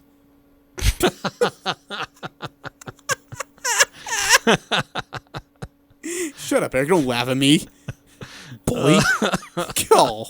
Okay, let's go ahead and hear from a couple of guys. Eric, you had a chance to visit with Johnny Carter and Logan Bonner. We'll start with the defensive side of the ball. First, Johnny Carter, who really has had a good last 2 weeks of football. Yeah, he really has. He's making plays defensively. He's knocked loose a couple of fumbles. He's recovered some onside kicks. Didn't he have an interception? Was it that an interception? interception. Yeah, he's really come along these last couple of weeks. And really a big force on the Utah State defense. Here is Johnny Carter with Eric. Speaking with Johnny Carter, and you've had some great defensive performances as of late. Anything changed with you in preparation, or how your role is, or what's clicking right now for you? We're just all focused on getting 1% better. Focus on ourselves and fixing the mistakes that we make. We're always trying to get better and prepare for this next game like it's a big game. So we respect all our opponents. We get better every day. And our big thing is getting 1% better. Which is more satisfying for you, knocking out a ball, causing a fumble, or getting an interception? Interception, always a turnover. Fumbles and interception is what I'm going for. Now, the old joke is that guys who play corner couldn't catch the ball. That's why they're not receivers. But you were former wide receiver, so you know the drill. Yeah, I know the drill. That's where my hands come from. I got a lot of ball skills, so I appreciate my wide receiver days. Taught me a lot. Good ball skills, but I'm loving the dark side, baby. So what's that? What do you see so far out of New Mexico State, kind of the early scouting of them and what you guys are going to face on Saturday? They're an aggressive team for all the throwing the ball. They love to throw the ball. So we're going to be in a lot of pass defenses. They're aggressive. They're willing to do what it takes to win. So, I mean, we got to come in on our toes and hit them where it hurt. Yeah, this is for a couple of weeks there we saw Utah State kind of be challenged with trying to stop the run, but with Hawaii and then what's going on this week with New Mexico State, it's more of a challenging with trying to stop the pass, and that puts you and your unit a little bit more on your toes, right? Yeah, definitely do. They throwing the ball over our head. They take chances over top. So I mean, we're going to be prepared for that, and also stopping the run is always going to be the number one. So I mean, he's all around just working on getting better and fixing the mistakes that we make. And then the last question, just kind of personally, what was it that attracted you to come to Utah State? I'm an outdoorsman, so it's beautiful out here. When I seen it, I never really traveled as a kid, so this is my first time ever just traveling and getting on the plane. So when I got here, it's beautiful. My mom loved it. It was just an overall beautiful place, man. I just wanted something different from where I was already from. So, I mean, it was different. It was beautiful, so I chose to come here. Awesome. Well, Johnny Carter, best of luck this weekend. Thank you. That's a Johnny Carter with Eric in yesterday's practice. Guy's been a defensive menace. When him and if Byron Vaughns can stay healthy, those two guys can cause a lot of chaos and heck for any opponent. Vaughns had a phenomenal game. Oh my gosh, he was superb. Clearly he was his healthy. Best. Yeah, his best game in an Aggie uniform. But the Carter, he's been fun. Great big personality. I think he's really come on lately. He's been a lot more aggressive defensively. He's credited with 1 sack. He's got 2 interceptions. He recovered an onside kick. He's forced a fumble. I mean, the guy's he's been all over the place, and that's just mostly in the last 2-3 games. It's been phenomenal watching his just all of a sudden coming out party for Utah State defensively. And look, he's got a big role to continue to play on that USU secondary because they're going to face some other teams that have a passing attack. They're going to threaten the Aggies, so he's got to be on point. All right, next up is the head honcho of the offense, and that would be Logan Bonner, who throughout the season has battled some injuries, got back to looking like he's healthy, but has been beat up some more. But he's hanging in there, and he's got his team on the verge, hopefully, of, or at least on track to a Mountain West Conference Championship appearance. Here is Logan Bonner with Eric. Logan Bonner having a great year for Utah State. And would you say last week was that one of your better games in your football career? How would that rank in games that you've played at the collegiate level? It's definitely up there. I thought we had a good plan and executed it to the best of our ability, and the guys did a great job bailing me out in certain situations, and the O-line played great. So overall, it was a great win. I think that it's definitely up there. What those wide receivers are doing, the catch radius for some of these guys is pretty high, pretty big. Mm-hmm. Just speak to the wide receivers you've been able to throw to and just kind of their progression so far this season. Absolutely. They work their butts off every day. You see, if you were out here at practice, you would understand they're flying around every rep, and on game day, it's a showing of what they do during the week and all the preparation they did in the summer. So I think they're doing a really good job. How do you feel about where this team is right now? 8 games into it, you're bowl eligible. Those are big things, but still 4 games left to go. How do you feel about the team and how things are progressing so far this season? I think we do a really good job of learning from our mistakes from the past week and executing better. I think we have a lot of learning opportunities in the last few games, and I think that we've overcame that in the last game. And so we're just trying to get 1 degree better every day. How do you feel about your progression personally under this coaching staff? Certainly you're familiar with the coach and some people on the staff, but integrating into this system with these players in this environment, how do you feel like your personal growth has kind of progressed? I think I'm growing every day. I think I'm trying to get better at certain things that I look at and I self-scout every day and try to grow each and every day. So I think that overall I'm doing a really good job of just trying to get better every single day. What do you see out of this New Mexico State team? This is a team that's played a lot of Mountain West teams, maybe some opponents that you've already faced as well. Kind of what do you see out of New Mexico State? Yeah, I played them a couple of times being in the Sun Belt when they used to be in the Sun Belt. And so they have always played hard. They're really good at flying around to the ball and making plays, and I think they're really disciplined in the defensive end, and they play really hard. So it would be a great challenge for us. You played a game in their stadium? I did. How'd that go? It was good. We won. It was good. That's good. So some of these guys on this team, they haven't made that trip to Las Cruces. I mean, New Mexico State used to be in the WAC with USU or in the Sun Belt. I mean, there's some familiarity there historically, but certainly it's been a little while. So anything you're telling guys before this trip?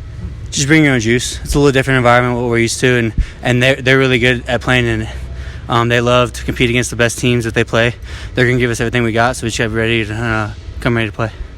And then finally, I know there's been some injuries on that offensive line, and there's been some shuffling around a little bit, but guys are starting to come back, and there's still, with the changes that have been made, you guys are still moving the ball. You're still pushing the ball, running the ball well. Kind of speak to that offensive line unit in front of you. Yeah, I think the guys do a really good job of the guys that aren't in practice, and then they know that when a guy goes down, it's next man up. We can't afford to lose games or drop off. So I think the guys that have rotated in have done a really good job of just stepping up and making it seem like there's no drop off. Awesome, Logan Bonner. Best of luck this weekend. Appreciate it. I don't know if he had any breath left after all those questions, but he survived. Logan Bonner with Eric Frandsen, the quarterback for the Utah State Aggies. Look, when practice was over, all the quarterbacks got together, and they're doing different calisthenics and dropping down and doing push-ups and doing crunches. And by the time Logan came over to me, he was just dog-tired, and he was trying to catch his breath. I had to let him sit there for a minute before I could ask him any questions, and he did his best to make his way through it. But, look, that was a great game for him last week against Hawaii. He had some great reads, was clean on throwing the ball, didn't turn it over. Need to see more of that. Play within the system. You don't need to try to force it, especially against the defense you're going to face this week. Let your playmakers do what they do best. Get the ball to them and then let them go to work. So, but look, Logan Bonner doing a great job in an Aggie uniform, and it's been a great addition for Utah State offensively, driving the ball down the field. He's a gunslinger. He's a gamer. He wants to keep pressing to make things happen for his offense. So it's been fun to watch what he's been able to do for USU so far this year. All right, finally, we talked a little bit about it already, or at least teased it, but there is a history for Blake Anderson with New Mexico State. He talks about that history and how it all came about. I've been there a lot, to be honest with you, from Middle Tennessee to Lafayette to Southern Miss to Arkansas State. I don't know. I'm not sure I've played on the road at any place any more than I've played there. And what I've always noticed is a group that honestly just plays you very, very hard. It's not a great, easy trip. As I mentioned, it's a challenge. It's not just fly in and drive across town. You're on the bus for a while, coming out of El Paso. The weather the wind can get bad on you and blow, make it a challenge. But the thing I think, and Doug does a great job of this, is his kids play hard and they're going to play. They're used to playing, as underdogs a lot. They're not typically favored. They're okay with that. They're play from behind a lot. They're okay with that. And they'll throw the ball around on you. And if you're one tackle away from being behind real quickly. 37-31, I think, to San Jose. Late in the fourth quarter, still tied with Hawaii. That kind of tells you all you need to know, man. You've got to go play good ball, and they're not afraid of the moment at all. And I think Doug does a really, really good job in a tough environment. So I'll try to explain that as best I can to our guys and prepare them, and we got to go down there and handle our business. Yeah, this New Mexico State team really hasn't been blown out a lot. They only have one win on the year, and that was to a lower division team. But they did get blown out in the opener against UTEP. They lost by 20 points to Hawaii the first time they played them.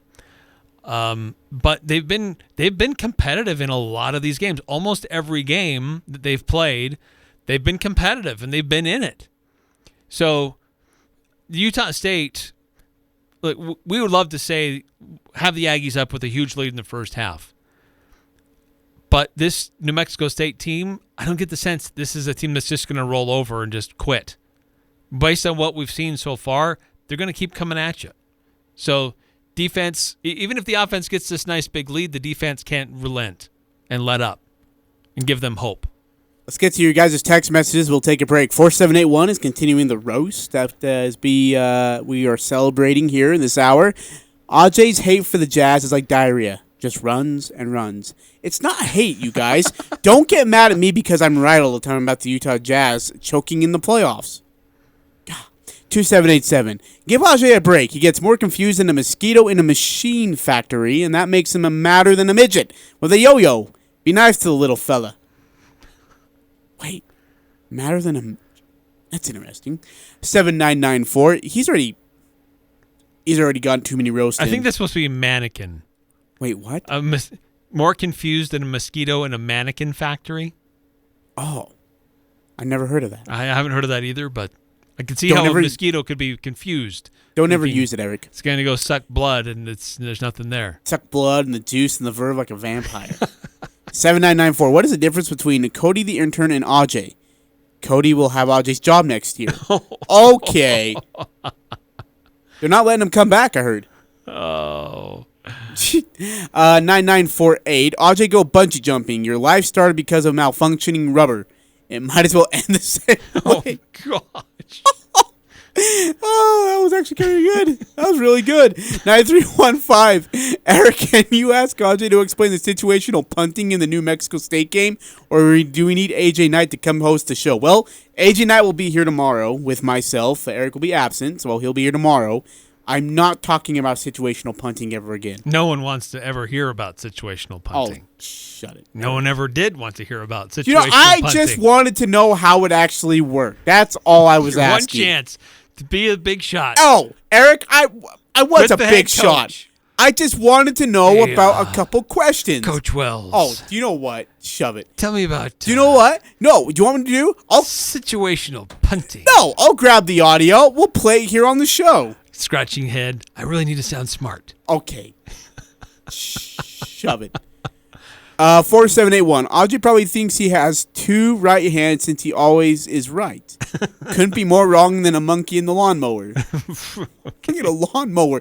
I've never heard some of these things. All right, we got to take a break. Coming back, we're going to wrap up the full court press here and then get you ready for Thursday's show. It's all coming up on 106.9 FM, 1390 AM, The Fan. I'm Nate Kreckman. This week in the Mountain West, the conference gets two teams into the CFP rankings, with Fresno State and San Diego State both cracking the top 25. Plus, Boise State head coach Andy Avalos tells us about his first season leading the Broncos. And we check in with San Jose State to talk about a proud program's resurgence. It's all this week here on the Mountain West Radio Network. Friday afternoon during the Full Court Press on Sports Talk Radio 106.9 FM, 1390 AM, The Fan. In this competitive job market, TTM Technologies is proud to be leading the way by increasing their starting wages to $17 to $20.90 per hour, depending on position and shift. Plus, a $2,000 retention bonus after 180 days of employment. That's right, a $2,000 bonus. TTM Technologies is searching for career-minded candidates to fill multiple positions for day, swing, overnight, and weekend shifts. Open positions include controller, wastewater treatment engineer, director of maintenance, production associates, machine operators, maintenance technicians, and cam operators. Go to careers.ttmtech.com to learn more about our open positions. Employees of TTM Technologies enjoy incredible health benefits and cash incentives. In just your first year of employment, you're eligible for 3 weeks paid time off. After 6 months of employment, you are eligible for tuition reimbursement for full and part-time employees. You are also eligible immediately for health insurance, 401k, paid life and short-term disability insurance, plus quarterly and annual bonuses, and much more. Go to careers.ttmtech.com to apply. TTM Technologies is an equal opportunity employer. I'm here with Jay Broadbent from Alpine Home Medical. Jay, I hear your ads for CPAP resupply all the time. What do I need to do to just get that taken care of? It's easy. We can set up your CPAP resupply within a few minutes. We'll work out all the insurance for you, and then we'll start mailing the supplies straight to your door. You can even chat with a CPAP specialist online. Just visit us at alpinehomemedical.com. We'll have you sleeping better in no time. Alpine Home Medical, we bring wellness home. The Elements Restaurant is serving a plated Thanksgiving dinner this year with all the holiday classics. Herb roasted turkey breast with a sage turkey gravy, garlic whipped potatoes, and whipped sweet potatoes, traditional cornbread stuffing, and delicious warm rolls. And for dessert, choose between pumpkin pie, pecan pie, or apple pie galette. Let the Elements serve your family a delicious Thanksgiving feast while you spend the day enjoying family and friends. Primetime fills up quickly. Reserve online today at theelementsrestaurant.com or call 750-5171. T-shirts are more popular than ever. The one that has the perfect statement or a one-of-a-kind design. They really do make you look. Great Basin Graphics has the best screen printers and equipment creating custom, retail-quality shirts at great prices. Employees look great and clients will always wear high-quality T-shirts advertising your product or service. Great Basin Graphics design, screen print, and embroider everything and anything. Google Great Basin Graphics or visit their new location at 966 West 400 North.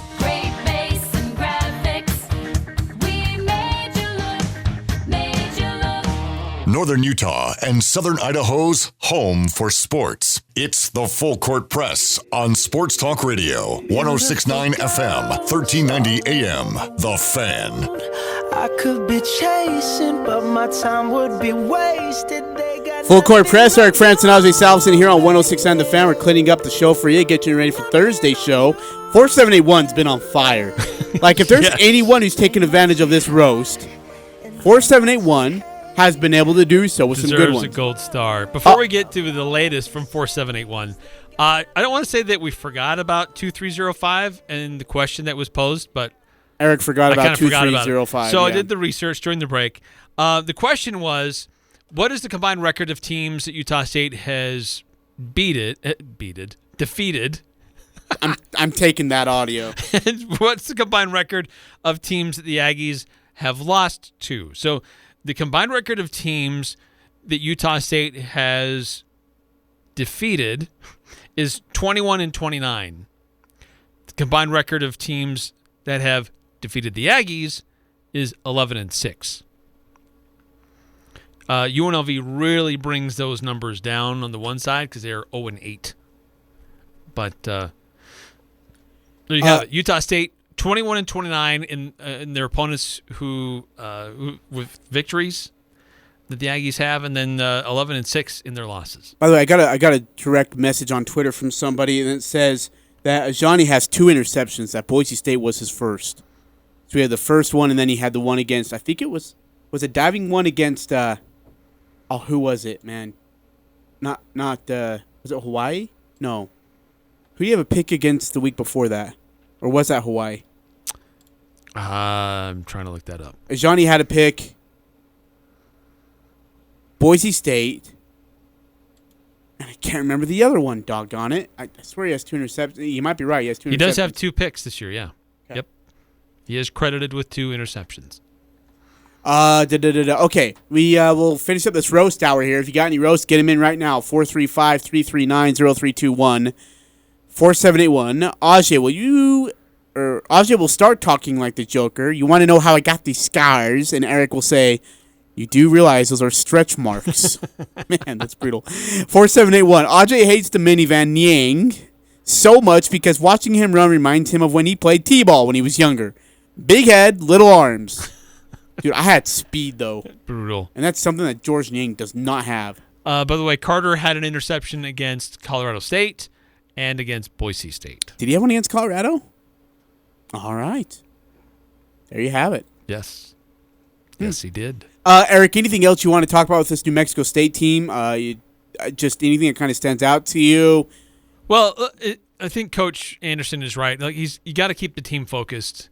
This would be a terrible time to lose a game that you have no business losing.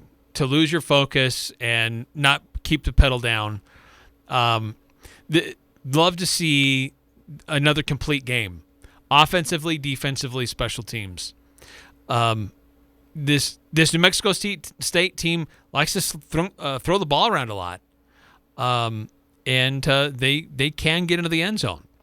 They do have a few guys that can get after you defensively, but the Utah State just team overall is much better than New Mexico State, and they have to play like it. They should. And then let your second and your third unit guys get minutes. Give them reps. Play well early so that the rest of your team can get some quality reps. Those are great building blocks for the future of the team. Yeah, and that's the biggest thing is just get some kids some reps here. Like get them some snaps in, get them a feel for it. I hope Peasley gets to play a little bit, right? I mean, agree. He had such a rough ending. Put for last him. week behind him. Yeah, and just let him go out there and chuck it around, get some confidence back. I would love to see Peasley get a few snaps in him. So yeah, that's my hope. See for guys him. like Travis Van Leeuwen get some. Oh yeah, some Travis action. Van Leeuwen's another one. Yeah, absolutely. All right, Eric will be absent tomorrow. AJ Knight will be here with me on tomorrow's show. We'll go through Pick 6. We'll get through a few other things. We'll talk Utah Jazz basketball and much, much more. Not a lot on the NBA docket tonight, is there? Like Dallas and San Antonio, yuck. Charlotte, Golden State, no thank you. Jazz are at Atlanta tomorrow. And they're playing right now, actually, against the Brooklyn Nets right now, up by 4 with about 6 left in the first quarter. So they'll be on a back end of a back-to-back against Utah. Interesting. Is that in Atlanta? It is. Yeah, that's right. Is. So it shortens our show. That's right. Yep. That absolutely is right. All right, hey, let's see. 4781, one more rows to get in. Ajay, challenge you to a game of one-on-one basketball. I'll play from my knees, so we will be eye level with each other. I'm only 5'6". Okay, you guys. You're just bullies. It's awesome. Just absolute bullies. Why don't we do this every week? Well, you're going to lose Pick 6, so it's on you next week. Good night, everybody.